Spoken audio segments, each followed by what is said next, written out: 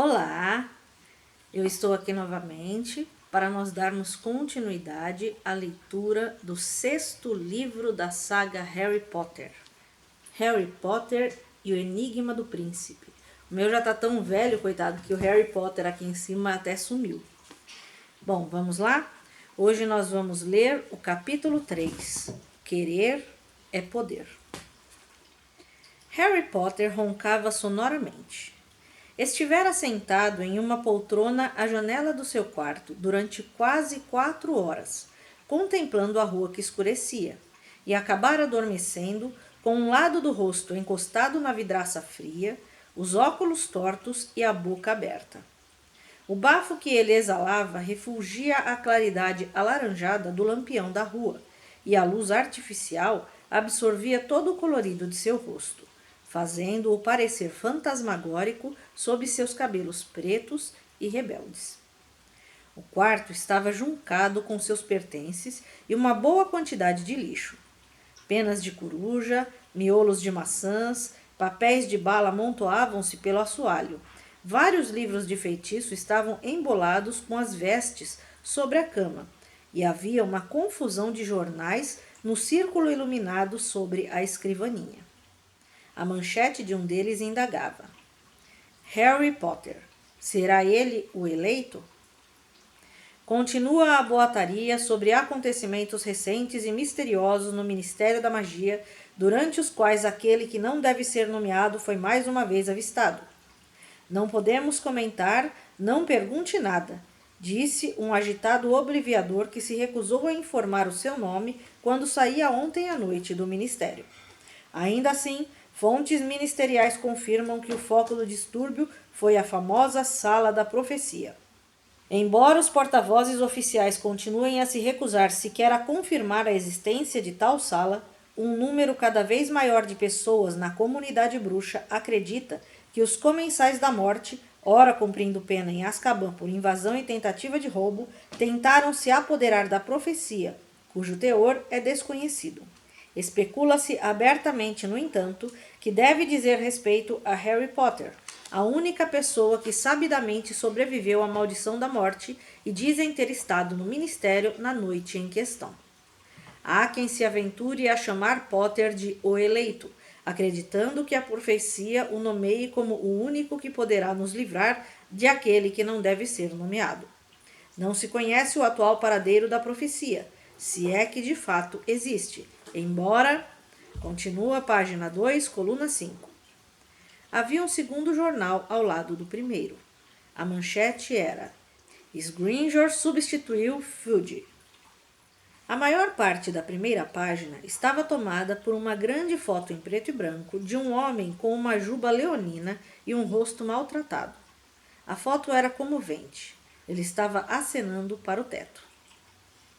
Rufo Scrimgeour, ex-chefe da seção de aurores do Departamento de Execução das Leis da Magia, substituiu Cornélio Fudge no Ministério da Magia.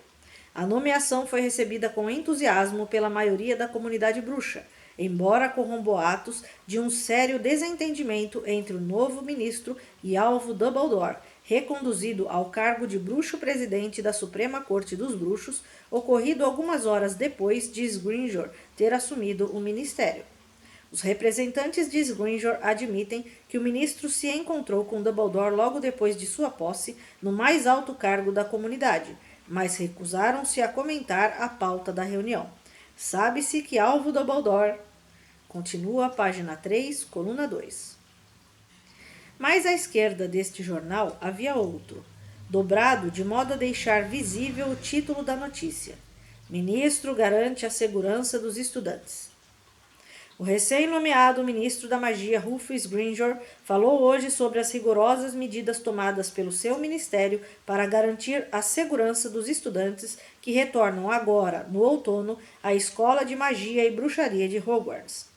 Por razões óbvias, o ministério não poderá entrar em detalhes sobre seu rigoroso projeto de segurança.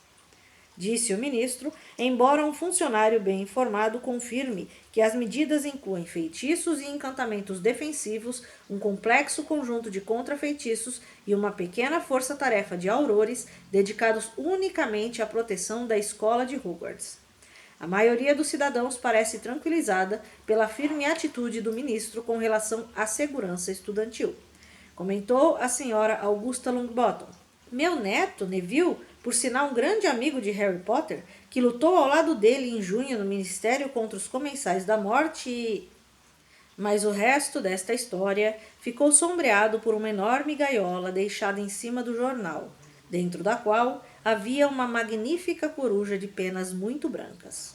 Seus olhos, cor de âmbar, examinavam o quarto autoritariamente, a cabeça virando de vez em quando para olhar o dono que roncava. Uma ou duas vezes ela abriu e fechou o bico com estalos, impaciente, mas Harry estava dormindo profundamente demais para ouvi-la. Havia ainda um malão bem no meio do quarto, com uma tampa aberta, parecendo guardar alguma coisa.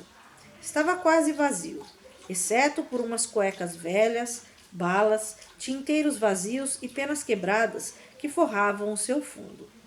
No chão, a pequena distância, via-se caído um folheto roxo com um brasão em que se lia: por ordem do Ministério da Magia, para proteger sua casa e sua família das forças das trevas.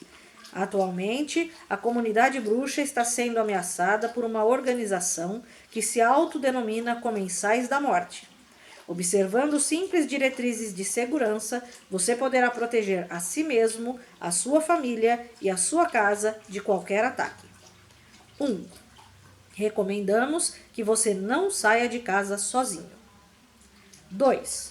Tome especial cuidado durante a noite. Sempre que possível, programe suas viagens para começarem e terminarem antes do anoitecer. 3. Repasse as medidas de segurança que cercam a sua casa, cuidando para que todos os membros de sua família conheçam os procedimentos emergenciais, tais como feitiços, escudo e da desilusão, e em caso de familiares de menor idade, a aparatação acompanhada. 4. Combine senhas com seus familiares e amigos íntimos para detectar comensais da morte que se façam passar por outras pessoas após a ingestão da poção polissuco. Veja a página 2. 5. Se você sentir que um familiar, colega, amigo ou vizinho está agindo de modo estranho, entre imediatamente em contato com o Esquadrão de Execução das Leis da Magia. Ele ou ela talvez esteja dominado pela maldição Impérios. Veja página 4. 6. Se a marca negra aparecer pairando sobre qualquer prédio, não entre. Contate imediatamente a seção dos aurores. 7. A visão de objetos não identificados sugere que os comensais da morte talvez estejam usando ínferi. Veja a página 10. Se avistar ou encontrar algum, reporte ao Ministério imediatamente. Harry resmungou enquanto dormia, e seu rosto escorregou uns centímetros pela vidraça, deixando os óculos ainda mais tortos, mas nem assim ele acordou. Um despertador, consertado por ele mesmo, há tempos, tic-taqueava sonoramente no parapeito da janela, indicando que faltava 1 minuto para as 11 horas. Ao lado do despertador, seguro na mão frouxa de Harry, havia uma folha de pergaminho escrita com uma caligrafia fina e inclinada. Harry lera esta carta tantas vezes desde que chegara havia 3 dias, que, embora fosse um pergaminho bem enrolado, ficara completamente esticado. Caro Harry Potter, se for conveniente para você, farei uma visita à Rua dos Alfeneiros número 4 na próxima sexta-feira às 11 horas da noite para acompanhá-lo à toca, onde você está convidado a passar o resto de suas férias escolares. Se concordar, eu gostaria também de poder contar com a sua ajuda em um assunto que espero tratar a caminho da toca. Explicarei melhor quando nos virmos. Por favor, mande sua resposta pela mesma coruja. Espero vê-lo na sexta-feira. Muito atenciosamente, Alvo Dumbledore. Embora já soubesse de cor, Harry não parava de relancear a carta desde as 7 horas daquela noite, quando se instalara junto à janela do quarto, porque esta lhe oferecia uma visão razoável dos 2 lados da Rua dos Alfeneiros. Ele sabia que não adiantava ficar relendo as palavras de Dumbledore, Mandara seu sim pela coruja conforme pedido, e agora só lhe restava esperar. Ou ele viria, ou não. Mas Harry ainda não aprontara as malas. Parecia-lhe bom demais para ser verdade que fossem tirá-lo da casa dos Dursley após 15 dias em companhia da família. Não conseguia se livrar da sensação de que alguma coisa ia desandar. A resposta à carta de Dumbledore poderia ter se extraviado. O bruxo poderia ser impedido de vir buscá-lo. A carta poderia não ser de Dumbledore e não passar de um truque, uma piada ou uma arapuca. Harry não teve coragem de aprontar as malas e depois ficar na mão e precisar desfazer tudo. A única concessão que fizera à possibilidade de viajar fora fechar Edviges na gaiola. O ponteiro menor do relógio chegou ao número 12 e, nesse exato momento, o lampião da rua apagou. Harry acordou como se repentina escuridão fosse um despertador. Endireitou apressado os óculos e, descolando a bochecha da vidraça para, em seu lugar, encostar o nariz, apertou os olhos para enxergar a calçada. Um vulto alto, com uma longa capa esvoaçante, estava entrando pelo jardim. Harry levantou-se de um pulo, como se tivesse levado um choque elétrico. Derrubou a cadeira e começou a pegar todas as coisas ao seu alcance e jogá-las no malão. Na hora em que arremessava as vestes, 2 livros de feitiços e uma embalagem de salgadinho para o outro lado do quarto, a campainha tocou. Lá embaixo, na sala de estar, tio Walter exclamou com impaciência: "Quem será que está tocando a uma hora dessas?" Harry congelou com um telescópio de latão em uma das mãos e um par de tênis na outra. Esquecera-se completamente de avisar os Dursley de que Dumbledore talvez viesse. Sentindo ao mesmo tempo pânico e vontade de rir, saltou por cima do malão, escancarou a porta do quarto em tempo de ouvir uma voz grave cumprimentar. "Boa noite. O senhor deve ser o Sr. Dursley. Será que o Harry não o preveniu de que eu viria buscá-lo?" Harry desceu a escada de 2 em 2 degraus e parou abruptamente a alguns passos do hall, pois a longa experiência o ensinara a ficar longe do alcance do tio sempre que possível. Parado à porta, estava um homem alto e magro, com barbas e cabelos prateados até a cintura. Usava óculos de meia-lua encarapitados no nariz torto, uma longa capa de viagem e um chapéu cônico. Vestido com um roupão cor de vinho, Walter Dursley, cujo bigode era preto, mas tão farto quanto o de Dumbledore, encarava o visitante como se não pudesse acreditar nos seus olhinhos miúdos. A julgar pelo seu ar aturdido e descrente, Harry não o avisou da minha vinda. Disse Dumbledore em tom amável. Mas vamos presumir que o senhor tenha me convidado cordialmente a entrar. Não é sensato demorar demais a soleira das portas nesses tempos perturbados. O bruxo cruzou o portal com elegância e fechou a porta ao passar. Faz muito tempo desde a minha última visita, falou Dumbledore, olhando por cima dos óculos para o tio Walter. Devo dizer que os seus agapantos estão bem floridos. Walter continuou calado. Harry não duvidou de que o tio logo recuperasse a fala. A veia que latejava em sua têmpora estava quase explodindo. Mas alguma coisa em Dumbledore parecia ter-lhe roubado temporariamente o fôlego. Talvez fosse sua inegável aparência bruxa, ou o fato de que mesmo tio Walter podia perceber que ali estava um homem muito difícil de intimidar. "Ah, boa noite, Harry", cumprimentou Dumbledore, erguendo a cabeça para olhá-lo através dos óculos com ar de satisfação. "Ótimo, ótimo." Tais palavras pareceram despertar o tio Walter. Em sua opinião, era óbvio que qualquer homem que pudesse olhar para Harry e dizer ótimo era alguém com quem ele jamais concordaria. "Não quero ser grosseiro", começou ele em um tom que ameaçava se tornar grosseiro a cada sílaba. "Contudo, a grosseria acidental ocorre com alarmante frequência." Dumbledore terminou a frase sério. "É melhor não dizer nada, meu caro." "Ah, esta deve ser Petúnia."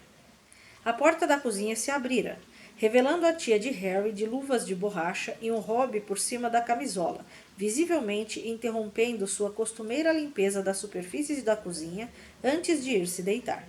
Seu rosto cavalar expressava apenas choque. Alvo Dumbledore, informou o bruxo, já que o tio Walter não o apresentara. Temos nos correspondido, é claro. Harry achou que era um modo esquisito do diretor lembrar a tia Petúnia que certa vez lhe enviara uma carta explosiva, mas ela não protestou. E esse deve ser o seu filho Duda, não?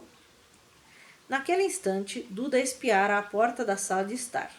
Sua cabeça grande e loura, emergindo da gola listada do pijama, parecia estranhamente separada do corpo, a boca aberta de espanto e medo.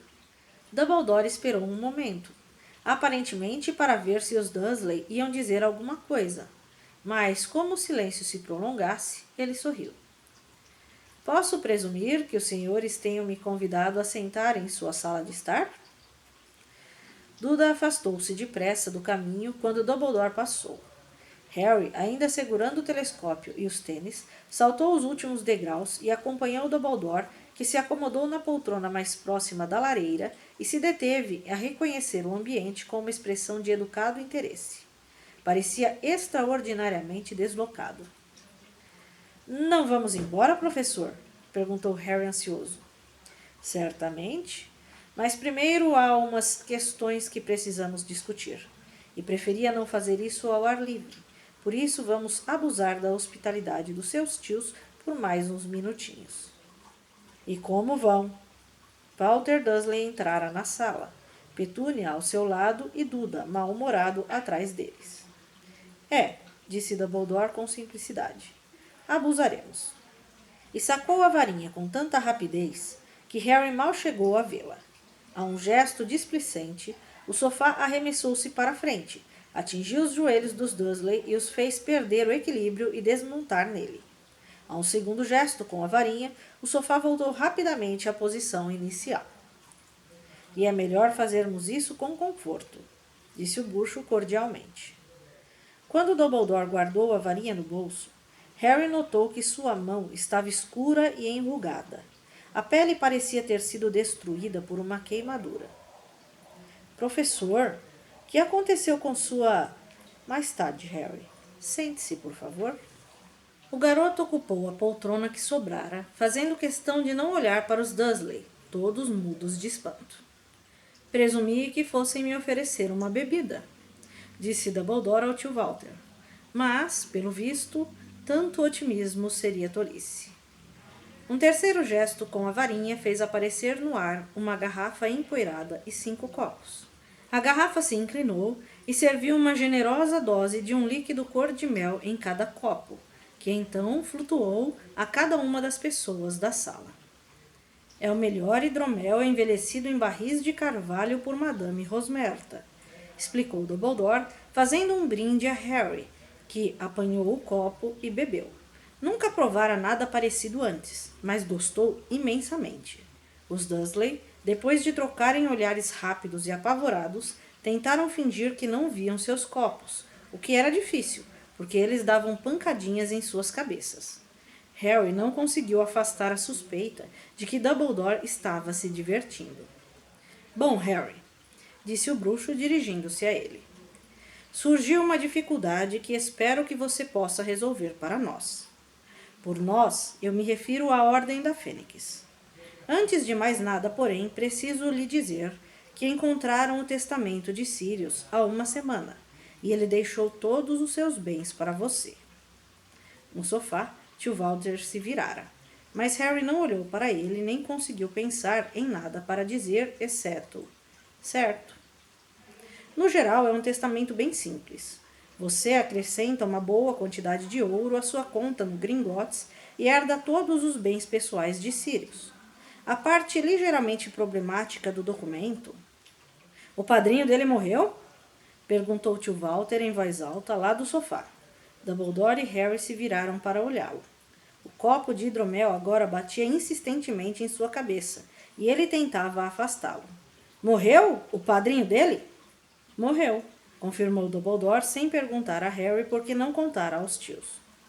Nosso problema, continuou falando com Harry como se não tivesse havido interrupção, é que Sirius também deixou para você a casa número 12 do Largo Grimmauld. Deixou uma casa para ele? Perguntou tio Walter ganancioso, apertando os olhinhos miúdos, mas ninguém lhe respondeu. Pode continuar a usar a casa como quartel-general, disse Harry. Não me importo. Podem ficar com ela. Não a quero. Se dependesse dele, não queria nunca mais pisar na casa do Lago Grimmauld. Achava que a lembrança de Sirius, vagando solitário pelos aposentos escuros e mofados, prisioneiro de um lugar que tinha tentado desesperadamente abandonar, o atormentaria para sempre. É um gesto generoso, mas desocupamos o imóvel temporariamente. Por quê? Bem, respondeu Dumbledore, não dando atenção aos resmungos do tio Walter, que agora levava na cabeça batidas dolorosas do insistente copo de hidromel. Segundo a tradição da família Black, a casa passa ao descendente masculino mais próximo, em linha direta, que tem o nome Black. Sirius foi o último da linhagem, porque seu irmão mais novo, Regulus, faleceu antes, e nenhum dos dois teve filhos. Embora o testamento deixe perfeitamente claro que Sirius desejava que a casa fosse sua, é possível que tenham lançado nela algum encantamento ou feitiço para garantir que não pertença a alguém de sangue impuro. A imagem nítida do quadro da mãe de Sirius berrando e cuspindo no corredor da casa número 12 do lado do Grimmauld passou pela cabeça de Harry. Aposto que lançaram. Sem dúvida, disse Dumbledore. E se tal encantamento existir, é muito provável que a propriedade da casa passe ao parente vivo mais velho de Sirius, ou seja, sua prima Bellatrix Lestrange. Sem perceber o que fazia, Harry levantou-se de um pulo. O telescópio e os tênis em seu colo rolaram pelo chão. Bellatrix Lestrange, a assassina de Sirius, herdar a casa dele? Não! Protestou ele.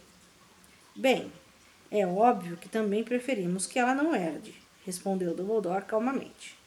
A situação é bem complicada. Por exemplo, não sabemos se os encantamentos que nós mesmos lançamos sobre a casa para impossibilitar sua localização persistirão agora que deixou de pertencer a Sirius. Bellatrix pode aparecer à porta a qualquer momento. É claro que fomos obrigados a nos mudar até termos esclarecido a nossa posição. Mas como é que vamos descobrir se eu tenho direito à casa? Felizmente, há um teste bem simples. Dumbledore depositou o copo em cima de uma mesinha ao lado da poltrona. Mas, antes que pudesse fazer qualquer outra coisa, tio Walter berrou. Quer tirar essas porcarias de cima da gente? Harry se virou. Os 3 Dursley estavam encolhidos com os braços para o alto, enquanto os copos batiam em suas cabeças, fazendo voar hidromel para todo lado. Ah, sinto muito, disse Dumbledore atencioso e tornou a erguer sua varinha. Os 3 copos desapareceram. Mas sabem, teria sido mais educado aceitarem a bebida. Pelo jeito, tio Walter estava explodindo de vontade de dar várias respostas malcriadas, mas apenas voltou a se afundar nas almofadas com tia Petúnia e Duda, sem dizer nada, nem tirar os olhinhos de porco da varinha de Dumbledore. Entende, continuou Dumbledore, voltando sua atenção para Harry, como se tio Walter não tivesse se manifestado. Se você tiver, de fato, herdado a casa, também terá herdado. Ele acenou com a varinha pela 5ª vez. Ouviu-se um forte estalo e apareceu, agachado no tapete peludo dos Dursley, um elfo doméstico, com o nariz focinhudo, grandes orelhas de morcego e enormes olhos avermelhados, vestido de trapos encardidos. Tia Petúnia soltou um urro de arrepiar os cabelos. Não havia lembrança de nada imundo assim ter algum dia entrado em sua casa. Duda tirou do chão os enormes pés rosados e descalços e levantou-os quase acima da cabeça, como se imaginasse que a criatura pudesse subir pelas calças de seu pijama. E tio Walter berrou. Que diabo é isso? O monstro, apresentou Dumbledore. Monstro não quer! Monstro não quer! Monstro não quer! Grasnou o elfo doméstico, berrando quase tão alto quanto o tio Walter, batendo no chão os pés nodosos e puxando as orelhas. Monstro é da senhora Bellatrix! Ah, sim! Monstro é dos Black! Monstro quer sua nova dona! Monstro não quer o pirralho Potter! Monstro não quer, não quer, não quer! Como você está vendo, Harry? Disse Dumbledore, alteando a voz acima dos grasnidos ininterruptos do monstro, de não quer, não quer, não quer. Monstro está demonstrando uma certa relutância em passar as suas mãos. Eu não me importo, repetiu Harry, olhando enojado para o elfo, que se contorcia e batia os pés. Não o quero. Não quer, não quer, não quer! Você prefere que passe as mãos de Bellatrix Lestrange?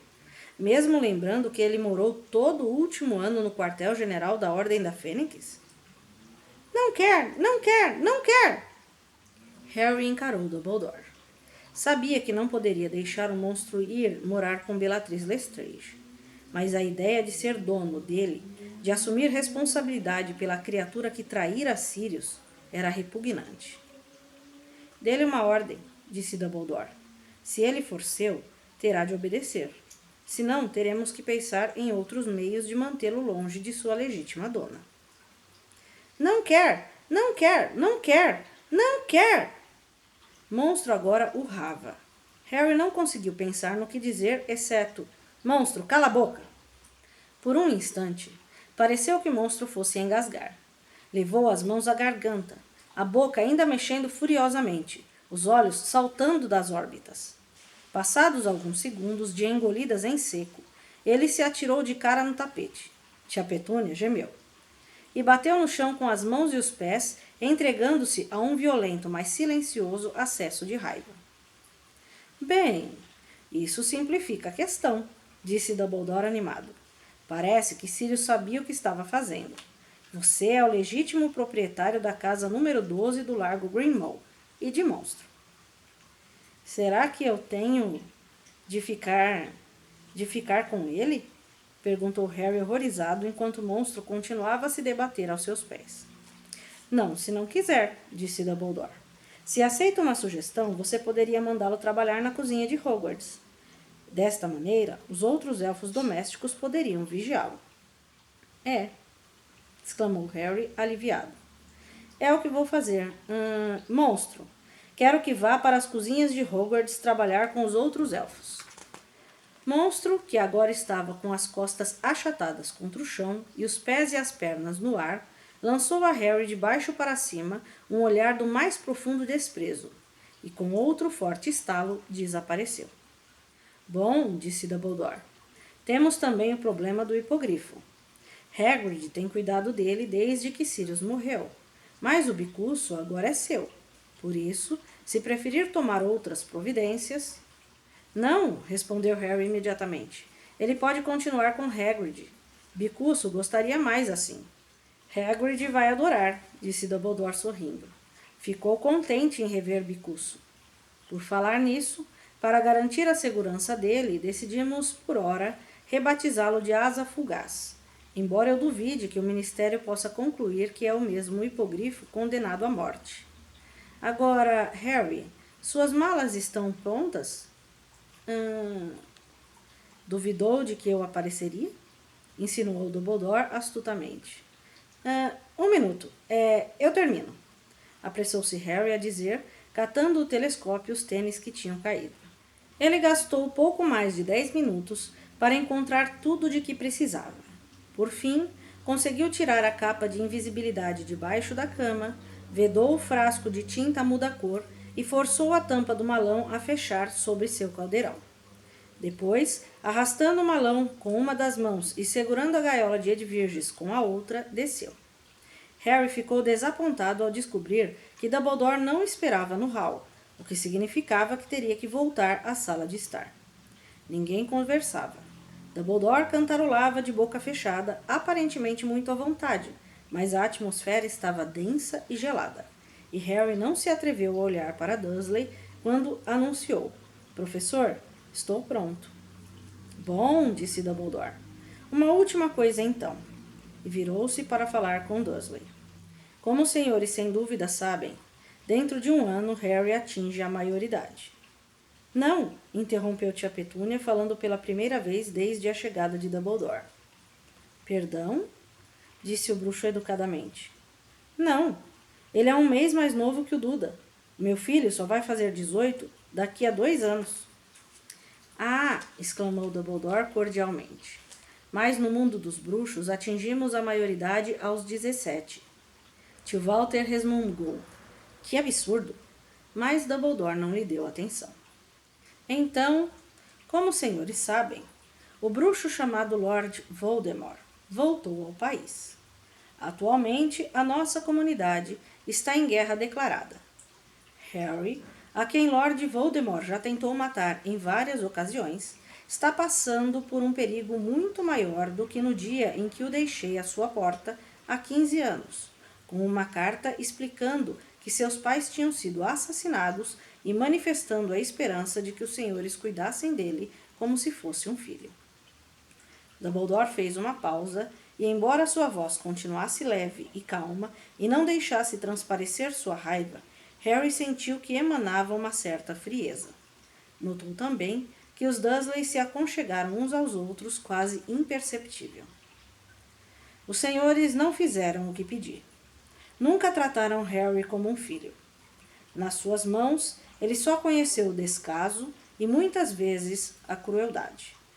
O máximo que se pode dizer a seu favor é que ele escapou do enorme dano que os senhores causaram a esse pobre menino sentado entre os dois. Tio Walter e tia Petúnia se viraram instintivamente, como se fossem ver mais alguém além de Duda espremido entre eles. Nós? Tratamos mal do Doca? Que conversa! Começou o tio Walter furioso, mas Dumbledore ergueu um dedo mandando-o silenciar, e o silêncio sobreveio, como se o bruxo o tivesse emudecido. A mágica que invoquei há 15 anos significa que Harry contará com uma forte proteção enquanto puder considerar esta casa dele. Por mais infeliz que tenha sido aqui, por mais mal recebido, por mais destratado, os senhores lhe concederam pelo menos abrigo, ainda que de má vontade. A mágica cessará no momento em que Harry fizer 17 anos. Em outras palavras, no momento em que se tornar homem.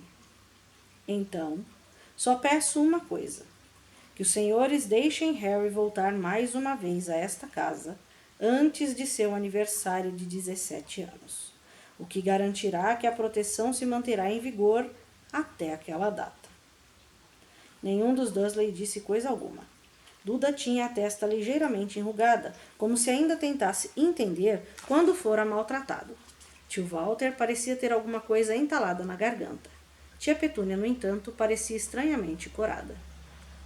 Bem, Harry, está na hora de irmos andando, disse por fim Dumbledore, levantando-se acenando a longa capa preta. Até a próxima, disse aos Dursley, que pelo jeito pareciam desejar que a próxima não chegasse nunca, e cumprimentando-os com um aceno do chapéu, saiu teatralmente da casa. Tchau! Despediu-se Harry apressado e acompanhou Dumbledore, que parou junto ao malão com a gaiola em cima. Não queremos nos sobrecarregar com isso agora, disse puxando mais uma vez a varinha. Vou despachar esta bagagem para a toca, mas gostaria que você levasse sua capa de invisibilidade, caso precise. A muito custo, Harry tirou a capa do malão, tentando esconder do diretor a bagunça que havia lá dentro. Depois que a enfiou de qualquer jeito em um bolso interno do blusão, Dumbledore acenou com a varinha e o malão, a gaiola e Edvirges desapareceram. Fez um novo aceno e a porta da casa se abriu para a escuridão fresca e enevoada. E agora, Harry, vamos sair para a noite em busca desta sedutora volúvel, a aventura. Capítulo de transição. É difícil a gente comentar um capítulo de transição, né? Mas já dá para nós vermos algumas coisas. Primeiro, a situação como está no mundo bruxo. Então, aquelas manchetes de jornal no começo do capítulo foi um recurso usado pela escritora para dar uma atualizada no que está acontecendo no mundo bruxo. Então, de maneira bem rápida, e nós já tínhamos visto isso em alguns capítulos anteriores, ela mostra que o ministro da magia foi substituído, que a comunidade bruxa está recebendo instruções de como se defender dos comensais da morte, que alguns bruxos agora estão começando a cogitar colocar suas esperanças em Harry como se fosse eleito, e que Harry passou, como sempre, esses últimos 15 dias, fechado lá no quarto, na casa da Rua dos Alfeneiros. E agora nós tivemos uma surpresa, né? Pela primeira vez, Dumbledore em pessoa foi buscar Harry e levá-lo à toca.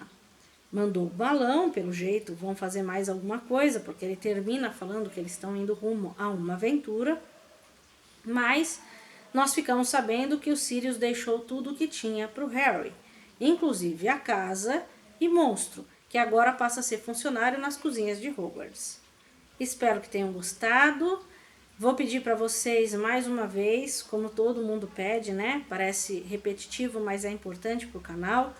Darem um curtir, compartilhar, passar para os amigos, divulgar o canal, para que nós possamos fazer esse projeto crescer e levar a leitura a todas as pessoas que queiram. Muito obrigado e até mais.